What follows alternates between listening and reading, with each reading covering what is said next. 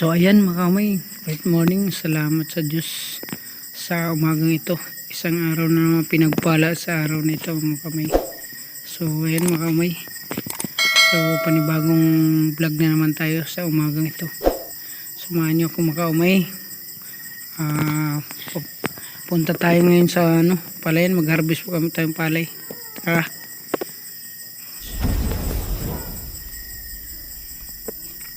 So ayan, umagahan muna tayo mga kamay para kakain muna tayo. So meron tayong ulam po natin. So karning kalabaw po ang ating ulam ngayon. So ayan, tara kamay, kain tayo. Yan, sinabawang kalabaw, karning kalabaw. So ayan, malalaking hiwa mga kamay. So ayan, tatay ko mga kamay, kumakain na. So ayan. Yan ang tatay ko. Yan, kapatid ko. Ayan. So, dito na kami makami sa probinsya. So, wala na po kami sa Manila. So, ito yung bahay namin. Hindi pa natatapos. Gawa nga wala pang budget. Pera. So, ayan, mga kamag-anak ko rin. Ayan, mga marites. Ayan. Kaway-kaway. So, ayan. Nanay ko. Tara. Tingnan natin ang kumakain yung aking mga kapatid. So yan sila kumakain makaumay. So ayan, magahan na. So tara, samahan niyo ako makaumay. Papunta na tayo dun sa palayan kung saan mag-harvest kami ng palay ngayon. So ito po yung bahay ng magulang ko dito sa probinsya, sa Samar. So nandito muna kami pala makaumay sa Samar ngayon. So ayan, malaki pong bahay ng tatay ko dito sa probinsya. So tara, punta na tayo sa palayan kung saan mag-harvest kami ng palay ngayon.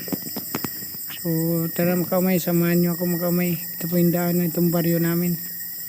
Ayan, pupunta na tayo doon para mag-harvest ng palay, para makita nyo paano mag-harvest ng palay makamay. So ayan, ito po yung baryo namin. So marami po mga bahay din. So ayan mga kamay, samahan nyo ako sa araw na to, sa vlog ko na ito. Punta na tayo dun sa palayan. Dito lang tayo dadaan, so, para malapit. Ayan, ito pa tayo dito na maraming saging. Ayan, ayan si kuya. Dito tayo dadaan sa bahay nila. Punta na tayo doon sa ayan na yung palayan, malapit lang. Dito kami mag-harvest ngayon. So malapit lang, hindi malayo. So ayan mga kamay, magandang view po dito sa probinsya namin. Ayan, dito po yung palayan namin. Yan, magandang view dito sa probinsya ng Samar. Malawak po din ang palayan namin dito. So ayan, ito yung proseso mga kamay. Bago ka makakain ng palay, ito yung proseso. Lilinisin mo muna, tapos panangdam mo yung yung kakapasan mo pa, tapos ayusin mo pa yung mga daanan. So maraming proseso mga kamay para makakain ka ng palay. So kaya hindi basta-basta ang magtanim, magsaka ng bukid. So ayan yung bukid namin. Ayan, papunta na tayo dun sa aming harvest. So tara, dito na tayo. Ayan, aking mga kasamahan. Ayan na sila mga kamay, gaani na tayo. Ayan po yung mga kasama namin. Doon na mabilis sila mag-grab. Garab ang tawag dito sa amin. Ayan, maggapas ng palay. So ayan mga kamay. So napakaganda po, makapal po ang anihin namin ngayon. Ayan, ayan, malawak po ang aming inanihan. Ayan, mula kahapon. Ayan, so ngayon lang ako nakapagdala ng camera mga kamay kasi gawa nga ng maulan kahapon. Hindi ako nagdala ng camera. Ngayon lang, ayun o. So, ayan yung mga kasamahan ko. Mabilis din maggapas ng palay. Garab kung tawagin sa amin dito sa Waray. So, ayan. So, ayan mga kaumay. Alam ko yung mga Bisaya dyan o taga-probinsya, makarelate kayo sa ginagawa namin ngayon. So, mag-harvest ng palay. Kaya hindi madali maggapas kasi Makati, tapos mainit pa. Grabing init. Tapos pagdating sa palay, mura ang bili. 20 lang ang kilo. So ayan.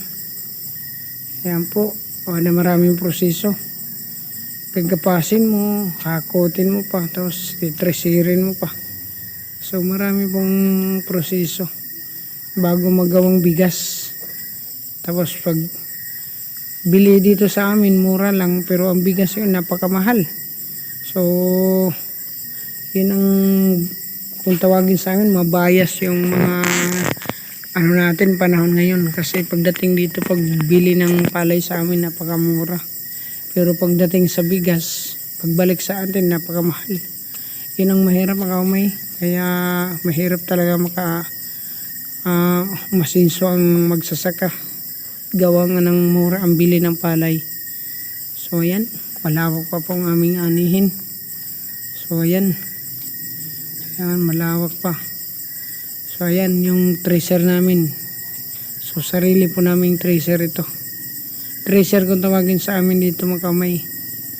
Ayan, inaayos na para mamaya hindi na lipat-lipat. Ayan mga kasamahan ko yun mga kamay. So ayan, kaway-kaway muna. Ayan, shout out kay Boss Ruben. Ayan mga kamay, makakaani na tayo. Buti lang may cameraman ako dumating. Ayan. So ayan, ako po yan mga kamay, naka ng damit sa noo. Ayan. So mabuti na lang marunong pa akong maggapas. Kala ko hindi na ako marunong. So ayan, kasi matagal din ako sa Maynila. Matagal-tagal din ako doon. Kaya matagal na rin akong hindi nakapag-ani, naggapas ng palay. So ang mahirap pa dito, maputik, malalim. So may buta naman tayo. Buta kasi tawagin sa amin dito. Ayan mga kasamahan ko mga kaumay. So marami-rami kami kasi mga 20 yata kami dito ngayon sa araw na to. Ayan, grabing init mga kaumay. So mahirap ang wala pang ganong hangin. So napakainit ng panahon. Ayan mga kaumay, ani tayo, harvest tayo ng palay. Ayan. Dandahan lang tayo, baka masugatan yung ating kamay. So ayan mga kaumay, mabilis pa pala ako mag-ani, mag-harvest, maggapas ng palay. So tara, bubuhatin na natin ito mga kaumay, papunta dun sa tracer. Ganito ang proseso sa pag-harvest ng palay.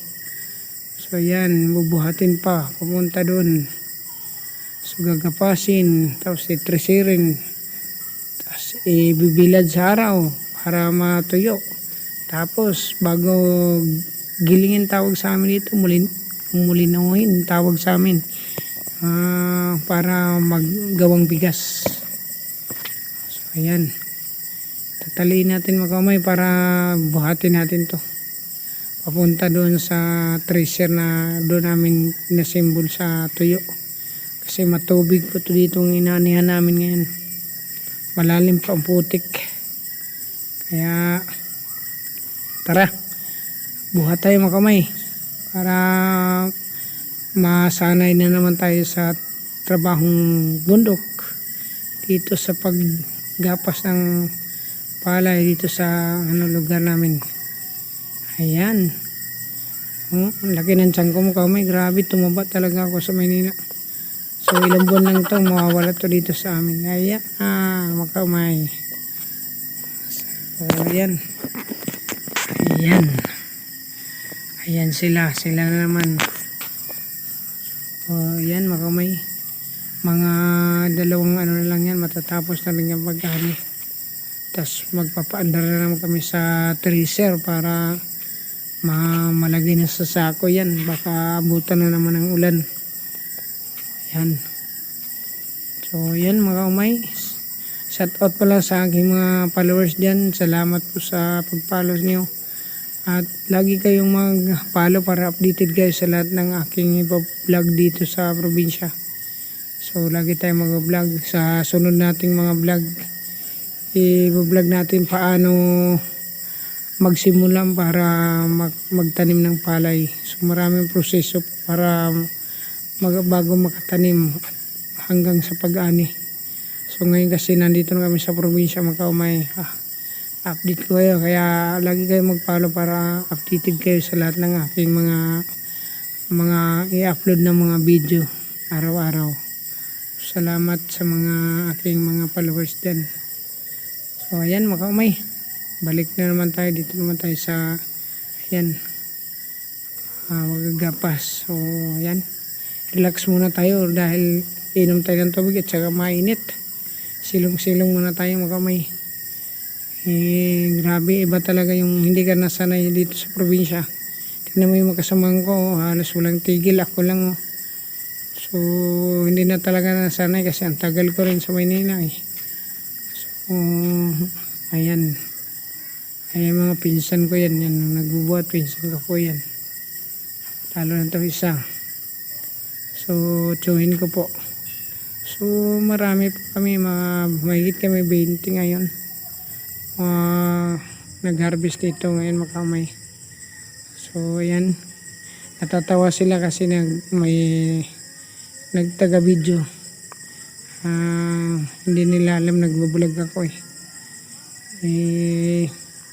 akala nila nag-ano lang, video lang, picture lang. Hindi nila alam na nagbablog po ako. So ayan mga kamay. So ano lang kasi dito, madalang lang may vlogger dito sa amin. So ayan. So mabibilis yung mga gapas ng aking mga kamag-anak. So ayan, mga kamag-anak ko lang din yan mga kamay. So ano yan, magkamag-anak lang itong naggagapas ngayon. Sama-sama po kami. Tapos para ayan, para naman magkaroon kami ng palay, tapos ibibilad namin para magkaroon kami ng bigas. Ayan mga kamay, malapit na tayo magsimula mag-tracer kasi marami-rami na rin yung ating na ani na ginapas natin para matapos na to.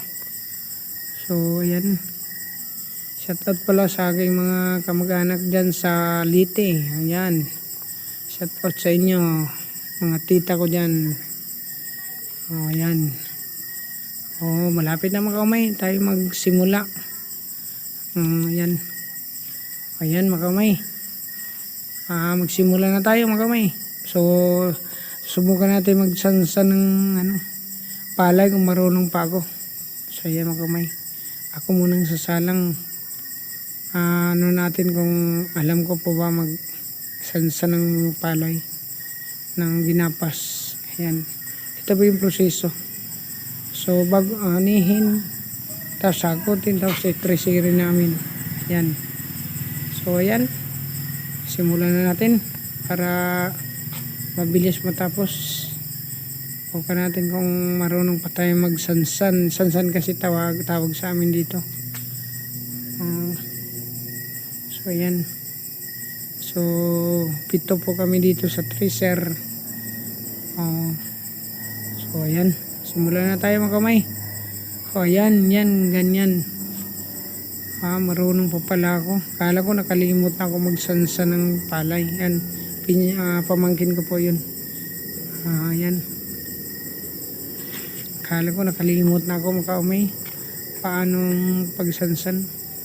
So ayan, sansan kayo sa tawag sa amin dito mga kamay. So yun, maraming tawag dyan, magsunol, tawag niyan sa iba. Ewan ko lang kung sa ibang lugar kung anong tawag sa ibang lugar. Yung ganitong ano ng palay sa tracer. So ayan. So maganda po ang ano ngayon kasi hindi ganong mamulan. Magandang panahon natin ngayon makamay. So ayan. Lagi lang kayong mag follow para updated kayo sa lahat ng aking vlog araw-araw makamay. Maraming salamat po sa aking mga followers dyan. So nandito na kami sa probinsya, wala na kami sa Manila. So hindi na ako babalik na Manila kasi gawa ng matanda ng aking tatay. Ako na nagtatrabaho ng sakay namin, bukid namin. Malawak din ang taniman namin ng palay. So kaya ako na lang ang magtatrabaho kasi hindi na kaya ng tatay ko kaya gawa nga na matanda na. May edad ng tatay ko malapit na sa mag 75. So hindi na niya kayang magsaka ng bukid. So ayan. Yan mga kamay, talagang masakit sa kamay yung ano kasi katakot din kasi mahabang ngipin ng tracer kasi tawag sa amin dito. So ayan mga kamay, ayan talagang tirik ang araw, napakainit, hindi pa mahangin, wala pang hangin. Talagang ganito talagang buhay ng probinsya. So maya maya itong mga alas 10 mahangin na rin to. Kaya nga mas ganda lang dito kasi presko yung bigas na kakain natin, mga gulay at saka prutas.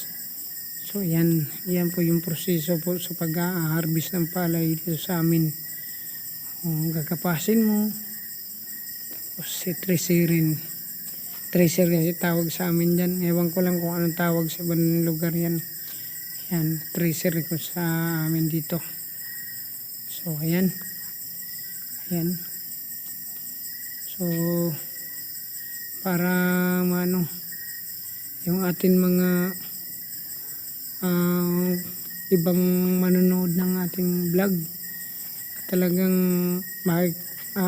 ano nyo yung sa probinsya kasi maalala nyo yung probinsya, paano yung pag-aani ng harvest ng palay.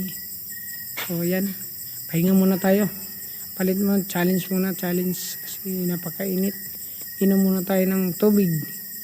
So yan po yung pinsan ko muna yung